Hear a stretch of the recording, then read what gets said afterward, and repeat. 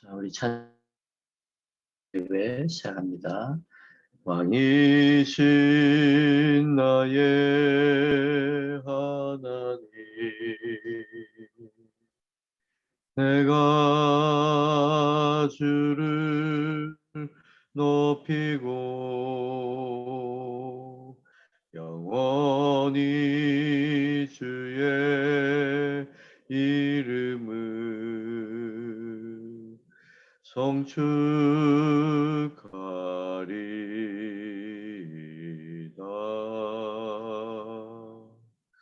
왕이신 나의 하나님, 내가 주를 높이고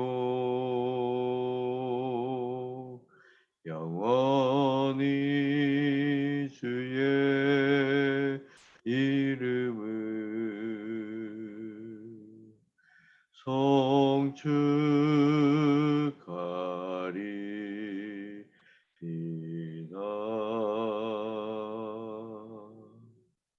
기도하겠습니다. 우리의 왕이신 하나님 아버지를 찬양합니다. 우리의 생명의 주관자이시고 우리를 붙들어 주시고 우리를 의의 길로 인도하시며 언제나 사랑으로 우리를 보듬어 주시는 하나님 아버지를 찬양합니다. 이 새벽에 각 처소에서 주님 앞에 나와 예배하는 우리 모든 믿음의 식구들을 주님 붙들어 주시고 아버지여, 이 새벽에 성령께서 임재하여 주시며 이 예배를 기뻐 받아 주시옵소서. 오늘 하루의 삶도 아버지 앞에 처음부터 끝까지 다 맡겨드리기 원합니다. 순간순간마다 하나님의 임재하심 속에 우리가 살아가기를 원합니다. 주님 붙들어 주시옵소서. 성령이 역사하는 교회를 꿈꾸며 함께 기도할 때 아버지여, 성령의 나타나심이 우리의 삶 속에 있게 하여 주옵소서. 예수님의 이름으로 감사하며 기도드리옵나이다. 아멘.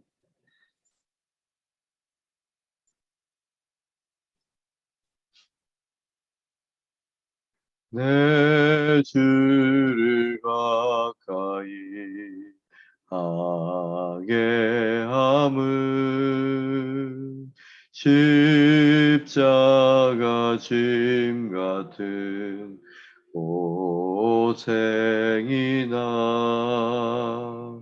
내 일생 소원은 늘 찬송하면서 주께 더 나아가기 원합니다. 내 고생하는 것 겠냐고비 돌베개 베고 잠 갔습니다. 꿈에도 소원이 늘 찬송하면서 주께 더 나아가기 원합니다. 천성에 가는 길 험하여도 생명길 되나니 은혜로다. 천사 날 부르니 늘 찬송하면서 주께 더 나아가기 원합니다. 야곱이 잠 깨어 일어나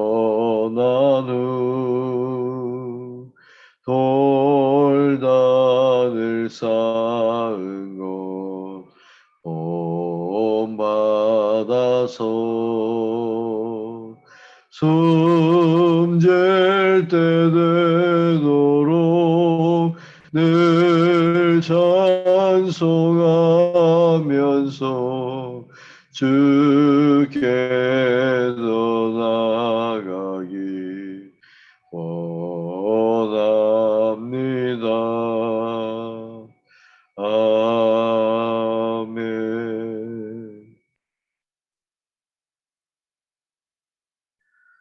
우리에게 주시는 오늘 하나님의 말씀은 사도행전 6장 1절부터 6절. 오로지 기도와 말씀에 집중하리라. 네, 한 목소리로 다 같이 공동하겠습니다. 그때의 제자가 더 많아졌는데 헬라파 유대인들이 자기의 과부들이 매일의 구제에 빠짐으로 히브리파 사람을 원망하니 12사도가 모든 제자를 불러 이르되 우리가 하나님의 말씀을 제쳐놓고 접대를 일삼는 것이 마땅하지 아니하니 형제들아 너희 가운데서 성령과 지혜가 충만하여 칭찬받는 사람 7을 택하라. 우리가 이 일을 그들에게 맡기고 우리는 오로지 기도하는 일과 말씀 사역에 힘쓰리라 하니 온 무리가 이 말을 기뻐하여 믿음과 성령이 충만한 사람 스데반과 또 빌립과 브로보로와 니가노르와 디몬과 바메나와 유대교에 입교했던 안디옥 사람 니골라를 택하여 사도들 앞에 세우니 사도들이 기도하고 그들에게 안수하니라. 아멘.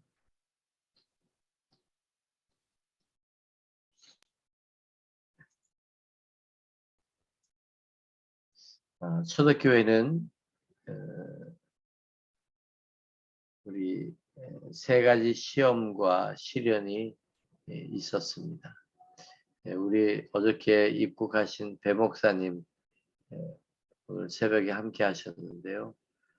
오늘따라 다 어디 놀러 가셨는지 우리 이광재 목사님만 들어와 계십니다. 우리 배 목사님 이제 또 함께 우리 콜롬보 연합교회와 사역하게 되어서 감사합니다. 내일 우리 성도님들과 함께 인사하는 시간을 갖도록 하겠습니다. 자, 초대교회는 늘 세 가지 시험과 시련이 있었습니다. 우리가 사도행전 5장에서 보았듯이 아나니아와 삽비라처럼 가짜가 교회 공동체 안에 들어오려고 했었습니다.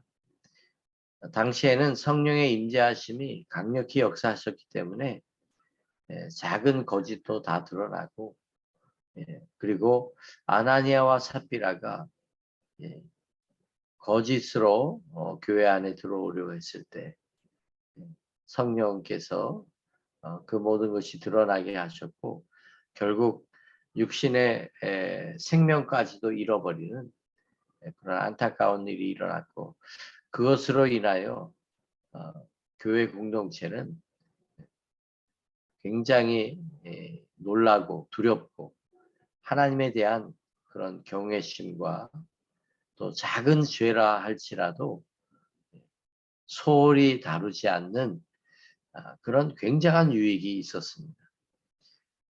하나님의 기독교 역사를 통해서 보면 하나님의 역사가 일어났던 그 교회 또는 그 시대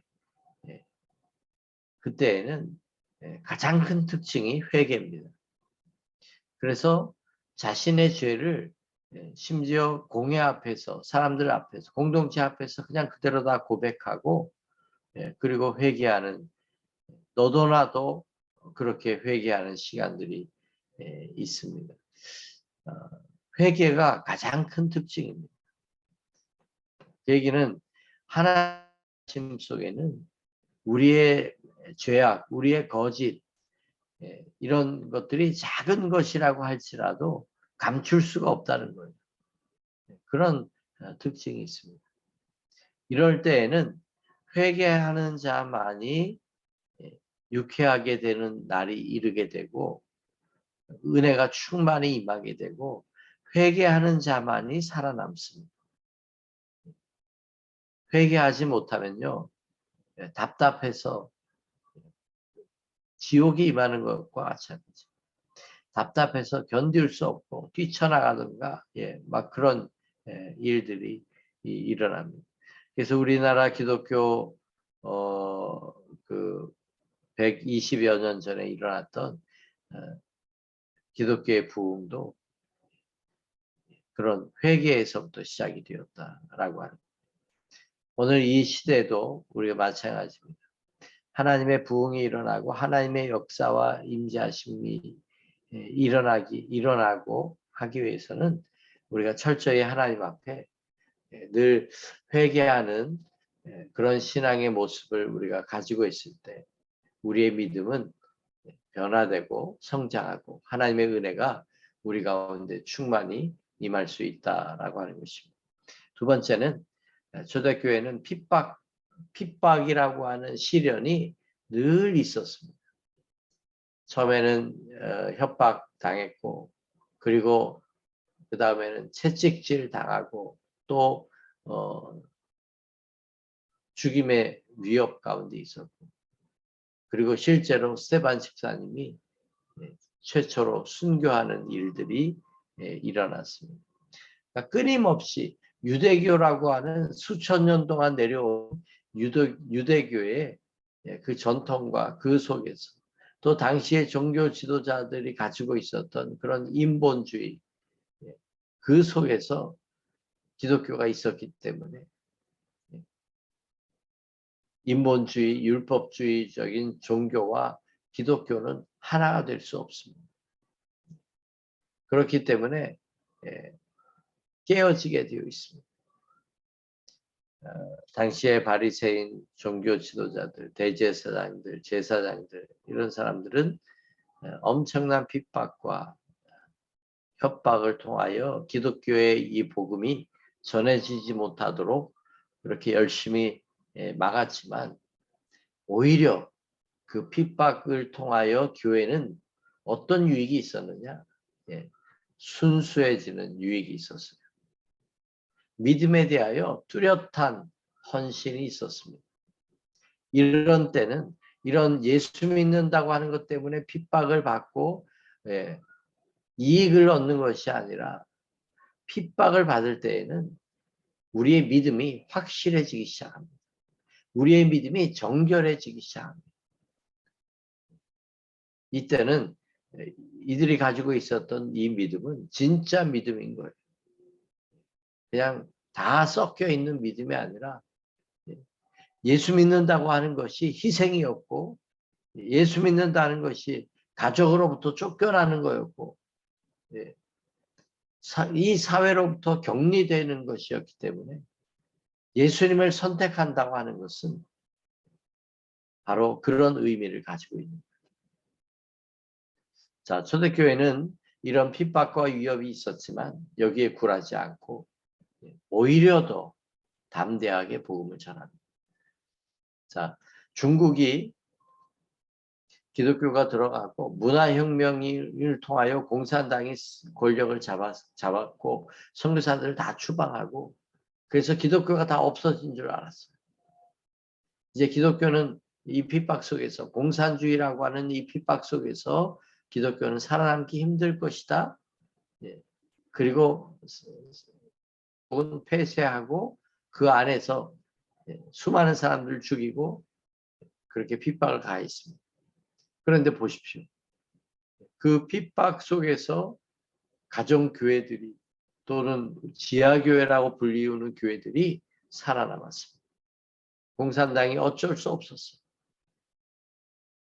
그래서 삼자교회를 만들어서 드러내놓고 삼자교회를 해놓고 또 진실된 믿음을 가진 그런 수많은 사람들은 가정교회, 지하교회를 만들어서 복음이 나중에 중국이 개방돼서 보니까 그 안에서 복음이 열심히 굉장히 뜨겁게 놀라운 성령의 역사하심이 그 속에 끊임없이 일어나고 있었다라고 하는 것입니다. 중국을 선교하고 있는 선교사님들이나 또 중국을 다니면서 선교하는 분들의 그런 이야기를 들어보면 지금은 모르겠어요.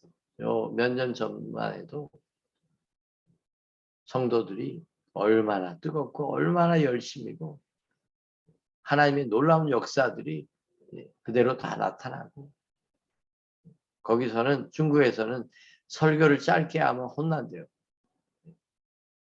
우리나라처럼 딱 30분 설교 딱 하고 끝내잖아요. 그럼 더 해달라고, 더 해달라고, 더 해달라고. 사람들 속에 하나님이 갈급한 심령을 주신 거예요.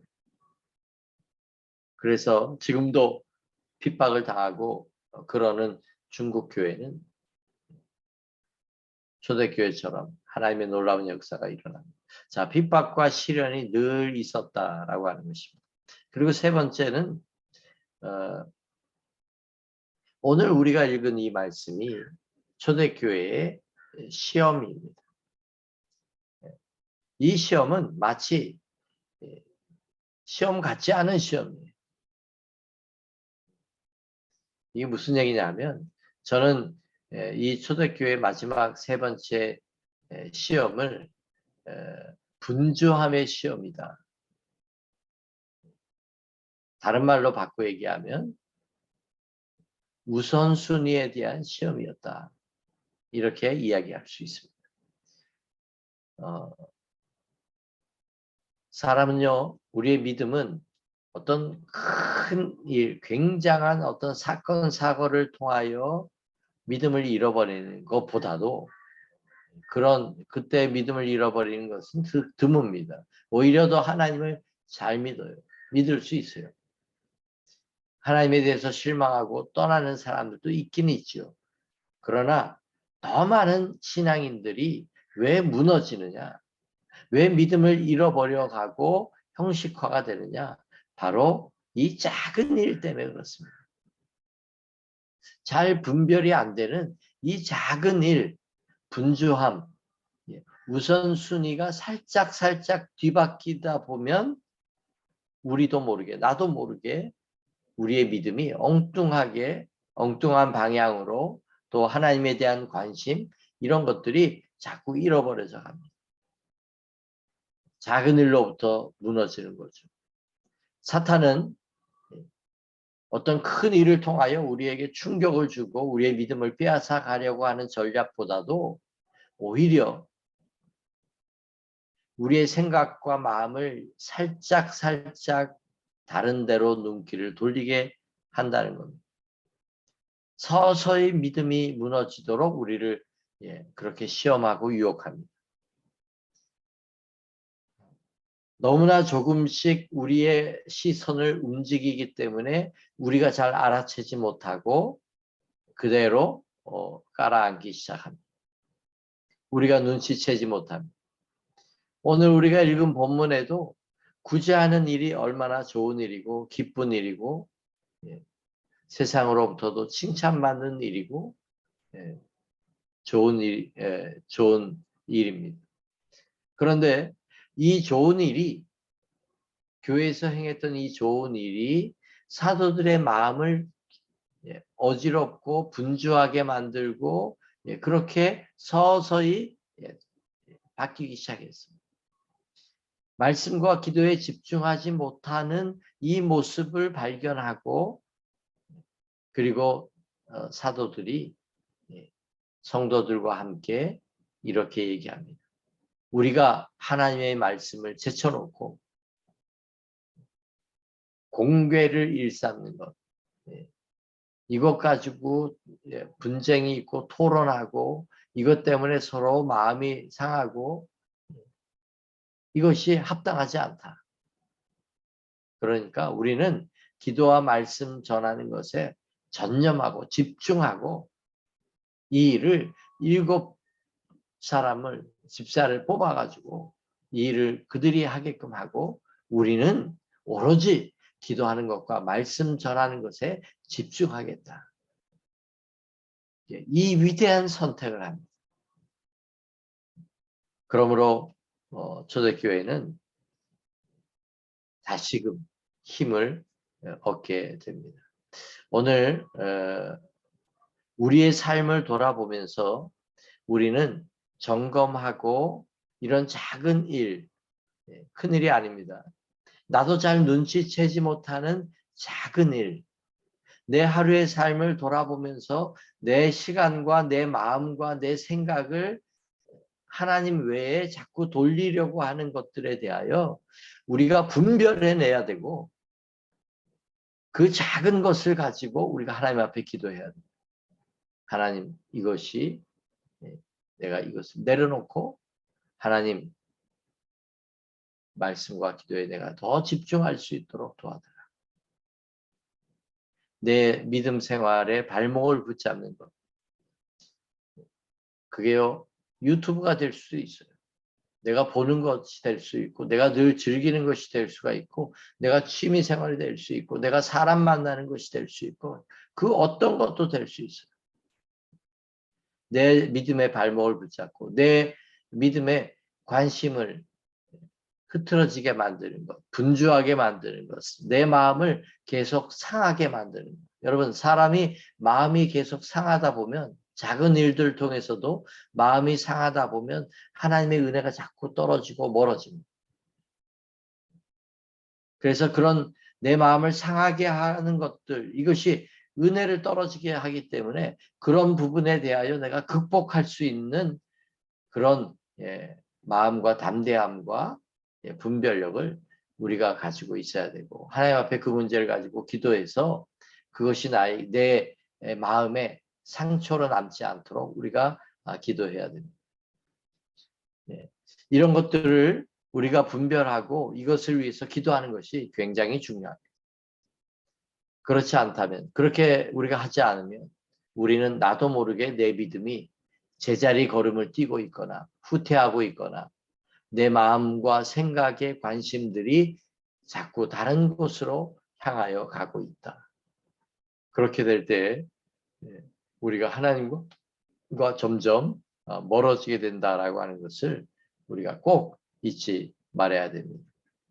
이렇게 될 때 어떤 모습이 되느냐? 우리 믿음의 기복이 굉장히 심하게 됩니다. 심해집니다. 믿음이 왔다 갔다 해요. 믿음이 좋을 때는 굉장히 좋고 헌신적이고 그렇지만 또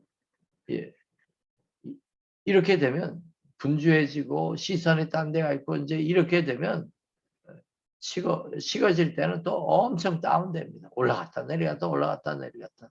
왜 이런 현상이 나타나느냐? 내 마음이 하나님께로 집중하지 못하기 때문에 얼른 삶을 점검하고 내 마음이 하나님을 향하여 늘 나아갈 수 있는 오픈되어 있는 하나님이 늘 의식되고 있는 그런 상태로 우리를 바꿔가야 되고 그 은혜가 우리 속에 있어야 된다라고 하는 것입니다. 이 새벽에 우리 함께 좀 기도하면 좋을 것 같아요. 제자들도 선택합니다.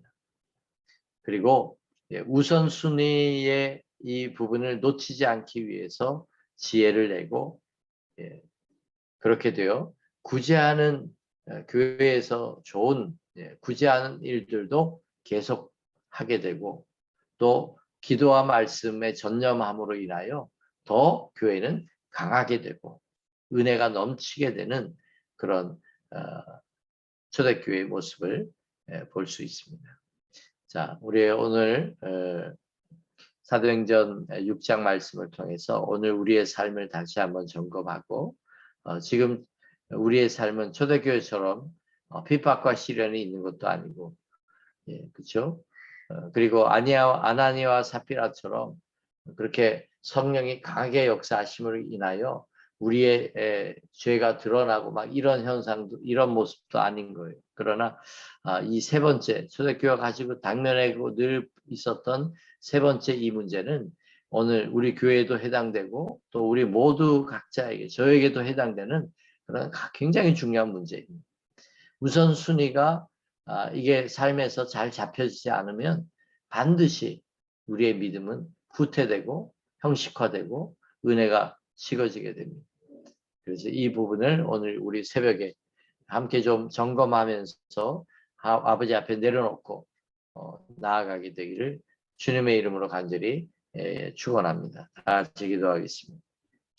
하나님 아버지 오늘 주신 말씀을 붙들고 이 새벽에도 함께 우리가 기도하기 원합니다. 주님 붙들어 주시옵소서. 아버지 이 새벽에 우리 가운데 성령이시여 임하여 주시고